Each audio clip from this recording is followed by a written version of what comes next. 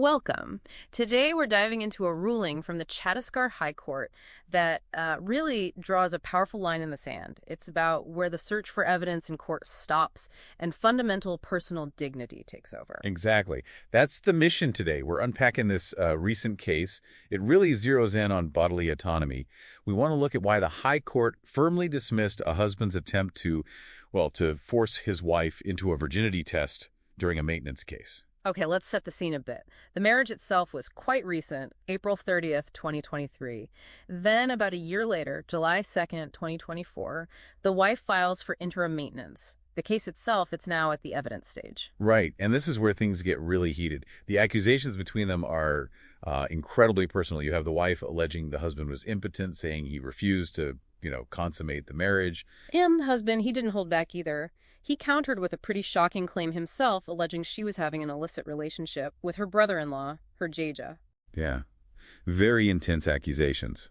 And this leads directly to the specific legal move we're focused on. So the husband argued, essentially, look, she says we never had intercourse because I'm impotent. If we do this virginity test, it'll prove my point. So he actually requested the family court order this test on his wife? He did. He formally applied for it. He thought it would help his case against the impotence claim. And the family court said? Rejected it outright. The order was dated October 15th, 2024. And that rejection is what led him to file this revision petition in the High Court. Okay, so it goes up to the High Court. What was their take? Well, the High Court didn't mince words. They declared the very idea, the contention to conduct a virginity test, as unconstitutional, a violation of Article 21, period. Article 21, right to life and personal liberty.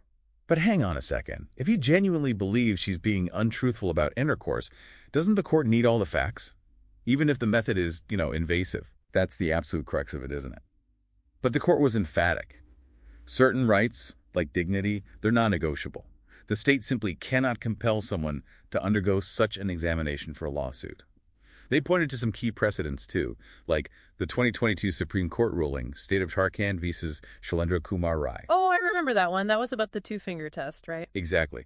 The Supreme Court explicitly called conducting that test misconduct. It's degrading. And the High Court here drew a direct line from that to this requested virginity test. Interesting. So linking a practice sometimes used in criminal investigations, however wrongly, to a test demanded in a family law dispute. Precisely. They also cited a 2023 Delhi High Court decision, Senior CV vs. CBI. That case specifically stated that forcing a virginity test on any female detainee or accused is unconstitutional under Article 21. It violates her dignity. So pulling these threads together. The synthesis is clear. Article 21 guarantees the right to life and personal liberty. That's not just about breathing. It includes the absolute right to live with dignity. And that encompasses protecting the sexual privacy or secret modesty of a woman. Bottom line, no woman could be forced to undergo such a test. Full stop. Okay. But what about the husband's claim? Does he just have no way to counter the impotence allegation? The court addressed that too. They pointed out that he does have options. If he wants to prove her allegation is baseless, the onus is on him. He can undergo his own relevant medical examination, or he can produce other kinds of evidence. Right, independent evidence. Yes. What he can't do, the court said, is demand this invasive test on her just to, and this is their phrase, fill up the lacuna in his evidence.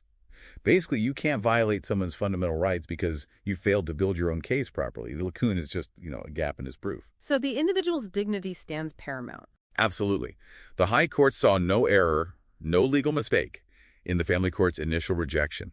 They reinforced that, yes, the allegations themselves, impotence, infidelity, those are subject to evidence. But you can't trample on fundamental rights, what they call the heart of fundamental rights, just to get that evidence. It really hammers home the limits on what courts can or should compel someone to do to their own body. It does, and it leaves us and leaves you with a really critical question to ponder, doesn't it? Right. How do legal systems possibly strike that balance between the undeniable need for factual evidence, especially in these really sensitive personal family disputes, and the absolute constitutional guarantee of dignity and bodily integrity?